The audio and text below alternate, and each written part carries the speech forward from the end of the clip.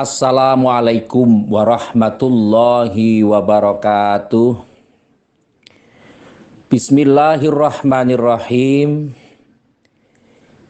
Pada akhir-akhir ini kehidupan kita banyak diuji dengan satu sistem yang kita sendiri tidak tahu.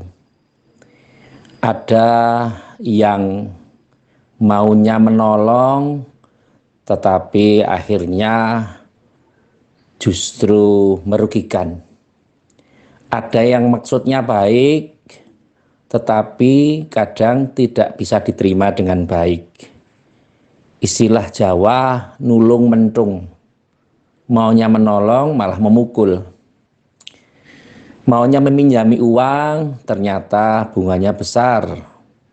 Sehingga justru tidak meringankan, tapi lebih ke arah bagaimana memberatkan orang-orang yang meminjami atau meminjamkan atau dipinjami atau apapun istilahnya lah.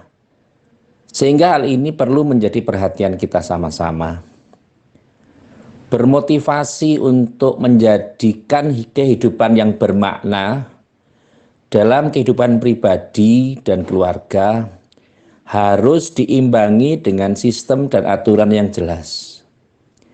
Maka pentingnya orang memahami aturan adalah supaya mereka mengerti apakah perbuatan ini melanggar atau tidak. Apakah perbuatan ini sesuai atau tidak. Kalau dalam beragama, orang itu harus belajar syariat dulu. Syariat itu penting karena untuk memahamkan supaya sholat atau ibadah-ibadah yang terkait dengan yang dipelajari secara syar'i, secara syariat, secara hukum, itu mampu dipahami oleh setiap orang. Setelah kita mempelajari, maka ada namanya kebersamaan. Jadi orang-orang itu harus berkumpul. Maka orang Jawa sering menyatakan mangan ora mangan angger kumpul. Artinya mereka lebih mempertimbangkan aspek kebersamaan, aspek kesetiaan. Dalam bahasa kita sekarang ini sering disebut dengan istilah loyalitas dan dedikasi, ngabdi dan ngabekti. Maka filosofi orang kita, orang Jawa ini, mangan ora mangan anggar ngumpul. Artinya dalam situasi bunga susah atau sedih, senang, mereka kondisinya tetap berkumpul. Ada semangat untuk bangkit secara bersama. Beda dengan yang kejadian sekarang. Jadi ini merupakan satu kondisi yang harus kita pahami sama-sama, bahwa perbedaan waktu, perbedaan perubahan masa, ini merupakan satu kondisi yang harus disikapi sama-sama. Kalau dulu mangan ora mangan kumpul, sekarang ora kumpul baton mangan gitu. Sehingga konsep hidup menyendiri ini menjadi bahan yang akan bisa memperparah kondisi, akan memecahkan satu kondisi. Karena apa? Orang hanya mementingkan konsumtif, tidak mementingkan kebersamaan. Apakah berbeda? Ya sangat berbeda lah. Secara istilah juga berbeda. Kalau yang pertama tadi, yang penting ada kebersamaan, ada tasamuh, ada toleransi. Kalau yang lain punya sedikit, ya berbagilah sedikit. Yang lain punya banyak, ya berbagilah yang banyak. Artinya, membagi ini harus dengan cara-cara yang efektif, harus dengan cara-cara yang baik, tanpa saling mencederai. Ini menjadi aspek-aspek yang penting yang harus dipahami oleh setiap orang. Dan orang-orang yang memahami ini memerlukan satu kondisi keilmuan. Maka ilmu itu penting untuk mensikapi apapun. Baik itu ilmu kesehatan, ilmu tentang ekonomi, ilmu tentang politik, ilmu tentang budaya, termasuk ilmu dan dalam hal keterampilan. Keterampilan dalam apapun sangat dibutuhkan oleh setiap orang, setiap individu dan setiap lembaga. Gunanya apa? Sekarang ada istilah ATM, amati, tiru, dan modifikasi. Ketika orang sudah mengamati aspek kerja seseorang, maka kalau bisa meniru orang Jawa itu, kalau untuk meniru gampang.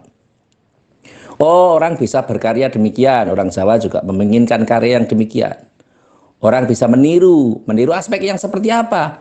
Banyak hal yang bisa ditiru. Memodifikasi artinya tidak sama plek, tidak sama persis. Ada motif-motif yang berbeda, yang itu bisa menjadi karya nyata, yang bisa diimplikasikan dalam kehidupan sehari-hari. Hal yang penting yang perlu kita pahamkan sama-sama adalah bahwa sekarang ini masa-masa sulit.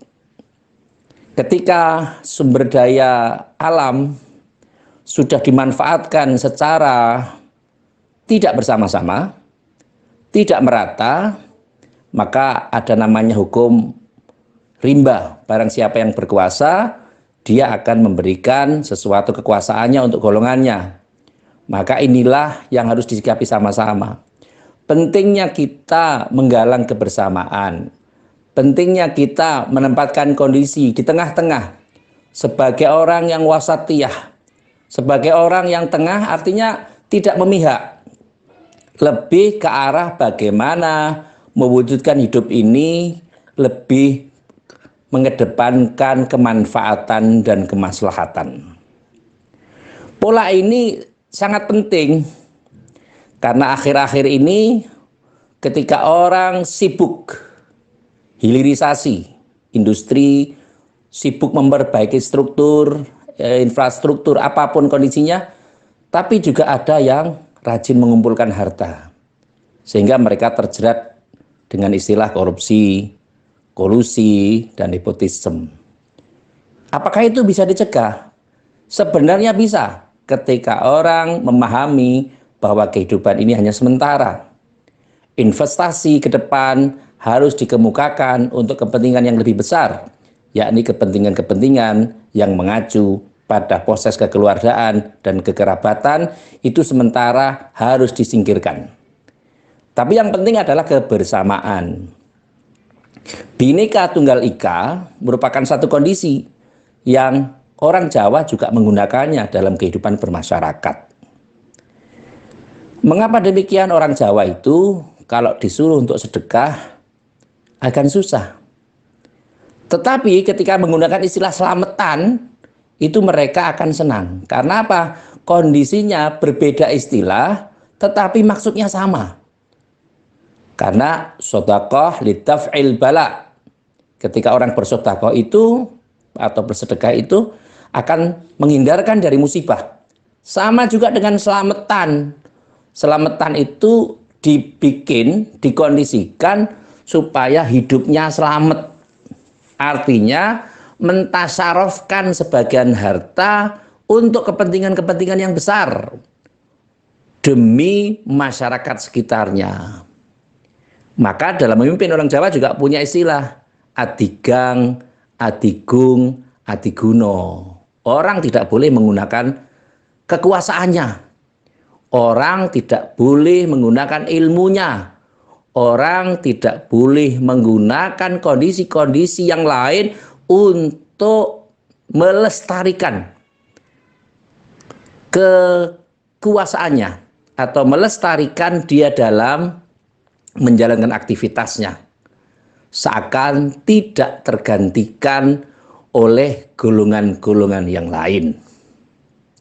Mengapa ini saya sampaikan? Karena orang Jawa sering memberikan pepatah atau istilah ngemut gula iku rasane legi. Jadi kalau kita sudah ngemut gula, mengulum gula, gula itu ya gula, bahasanya ya gula, itu akan tidak mau untuk melepasnya, ngelepeh, apa ngelepeh itu, membuangnya. Sehingga kapasitas ini perlu kita pahamkan sama-sama. Dan ketika orang sibuk untuk menumpuk harta, sibuk untuk mencari kekayaan, maka mari kita pentingkan solidaritas. Mari kita pentingkan kebersamaan dalam keberagaman. Orang-orang yang berbeda dengan kita, mari kita ambil potensinya, kita ajak kerjasama sesuai dengan bidang mereka masing-masing. Bukan sama-sama bekerja, tapi bekerja bersama-sama sesuai dengan bidangnya masing-masing. Itu sangat perlu untuk membangun ini.